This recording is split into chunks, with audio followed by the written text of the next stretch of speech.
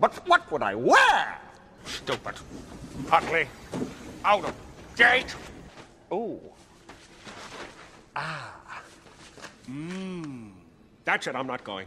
Let's say there's a top that you've worn so much that the seams are practically coming apart, and there's a skirt that you've worn maybe once in the last 6 months. And somehow when it comes time to plan outfits, you end up with one of the 5 outfits that you always wear. You choose the same top, and somehow that skirt you thought was really cute last summer never makes the cut. Well, today we're changing that. Today I'm giving you 6 tips on how to never run out of outfit ideas. Sounds impossible, I know, but it's not. So you can kiss goodbye to your besties, impulse shopping, and the dreaded I have nothing to wear phrase. That's right, kiss them goodbye right the f now.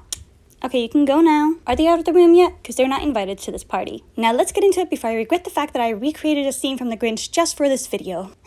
Can't believe I did that to my own channel. Tip number 1, declutter your closet. This is the first thing you need to do if you want to avoid feeling incredibly overwhelmed when you reach into anything in your closet. Decluttering your closet will also help you know yourself and your personal style better and naturally free up some space in your closet. If you haven't already done this declutter, I highly recommend you do this. If you have done a declutter recently, good job. But if you are about to do a closet declutter, take notes on what items you keep and why. Is it the color or the texture or the cut? Keep that in mind for future shopping. If you want practical advice on how to declutter your closet, I have an entire video on that as well that I recommend you to watch. This is really helpful if you feel like every single item is precious and you have no reason to get rid of them. I will give you your reasons, girly, okay? I will give you your reasons. If you want to keep your sentimental piece, keep it, but also get rid of it. In that video, I give advice such as what kind of pieces to get rid of, how to categorize your declutter so that you don't feel decluttered while closet decluttering, etc. So go ahead and watch that if you haven't already. Tip number 2, find your personal style. Finding your personal style will not only save your wallet and mind from distress, but it will also make you feel more confident in what you wear. Personal style is really important because it inherently expresses how you wish to be seen by others. We don't have much power in this world, but we do have a say on how people view us. And first impressions are important, as you know. I talk more about finding your personal style as well as personal style versus trends in my other videos, so make sure you check those out if you don't know your personal style yet, or if you want to stop shopping trendy clothes and shop for clothes that fit your personal style better. I will link all of these videos in the description, so make sure you check them out. I've already talked about personal style so much on this channel, but if you do want more personal style videos, do let me know because I love to talk about it. Moving on. Tip number 3, finding inspiration. So now that you know what you like, how can you mix and match clothes you already own and avoid wearing the same 5 boring outfits? The answer? You find inspiration. Every person has a different way of finding inspiration. Perhaps it's an Instagram user, a Pinterest board, or some pages in a magazine. The point is to expose yourself to that inspiration, whatever that looks like to you. A very crucial part of looking for inspiration is to not copy what you see. You heard it right. Don't copy what you see. The word inspire literally means, and I quote Google, to fill someone with the urge or ability to do something or feel something, especially to do something creative. You're being filled with urge and creativity. You're not going to just copy someone's work. You're going to take notes, go back to your closet, and see how can I do that, but in my way. So for example, let's say you find a cute outfit on Pinterest. You're going to take notes on what you like about that outfit and brainstorm, what could I use that I already own to recreate this outfit? So essentially, you are using that outfit as a base inspiration. However, how your end result looks like can be very different. Maybe you just like the format. Maybe you like a specific way of layering in it. The point is, you take inspiration. You're not trying to copy it. You're not trying to shop the pieces for it. You're only going to be inspired. It's going to get those little monkeys in your brain moving saying, hey, this top is really cute. Oh, that skirt might work. Get the ball rolling and you'll have a snowman in no time. That is not a real phrase, is it? And once you do this enough and it becomes a repeated pattern of behavior, you not only stop yourself from impulse shopping and trying to recreate those outfits exactly, but you also save some money in your wallet and get to know your closet better. On a side note, there is nothing wrong with shopping for pieces you've fallen in love with. Just make sure you love them because they fit with your personal style, not because they look good on someone else. Tip 4, getting out of the dreaded fashion rut. I'm gonna run out of fingers after number 5.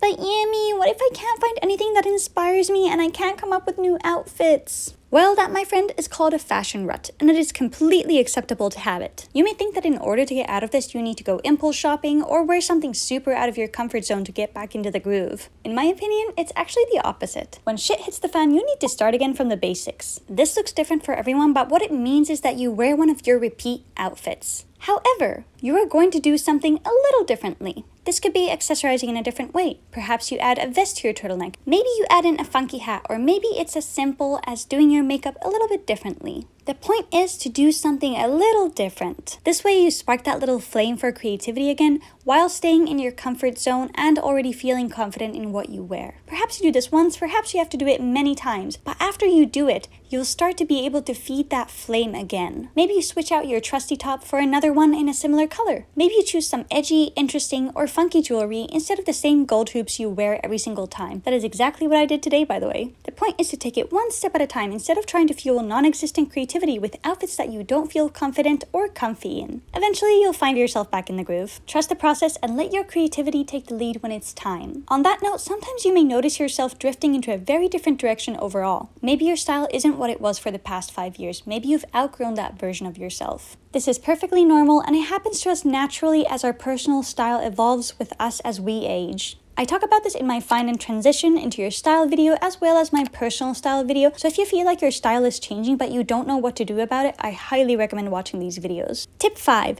Know your closet inside and out. What's the best way to get to know your closet, you may ask? Well, the answer is quite simple.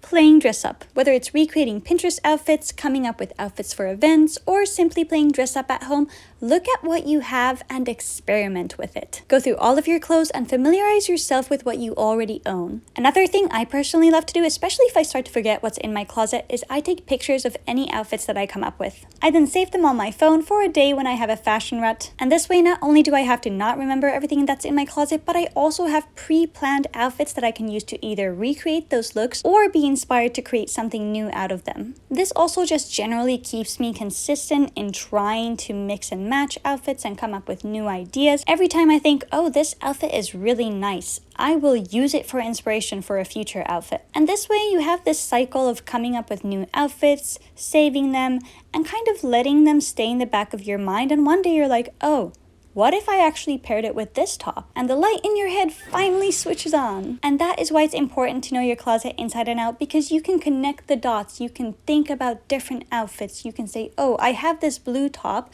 What if I paired it with this gray skirt? And what if we added some tights and a blue bag, and it all just kind of starts flowing together? I actually just thought of that outfit now, and I think I'm gonna go experiment with that later. I do not have 2 hands for this next tip, so I'm using Gigi as an extra finger. That kind of sounds weird, but it's what you gotta do. Tip number 6, always stay curious. This tip is linked to inspiration, but it's more about learning a pattern of thought. How can I style this piece in a new way? I think this to myself a lot, and it really helps me come up with new outfit ideas. If I don't assign a piece of clothing to a certain formula or look, I set it free, so to speak. What that does is it opens up a lot more options for me to work with. For example, let's say that you have a short dress.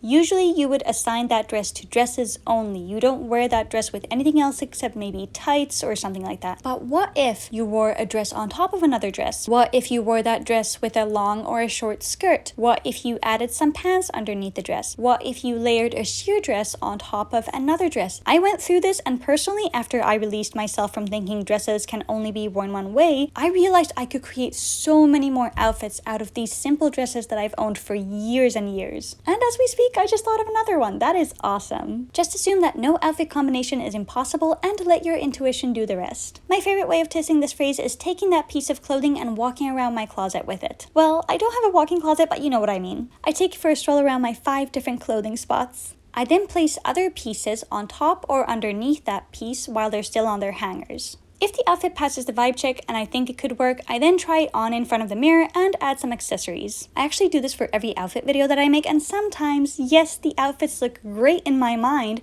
but when I try them on, they look rather horrendous. But oftentimes, I've come up with outfits that I wouldn't have thought of otherwise if I didn't have an open mind. And that's all the tips and tricks for this time. Let me know in the comments if you have a fashion dilemma that you would like me to tackle, or any thoughts and advice on this topic. I would love to hear what you guys have to say. Also, a little birdie told me that if you subscribe and follow me on Instagram, you will be able to make fresh outfits all the time. Thank you for watching, and I'll see you next time. My neighbor keeps talking on the phone, so it's definitely time to end this video. Bye!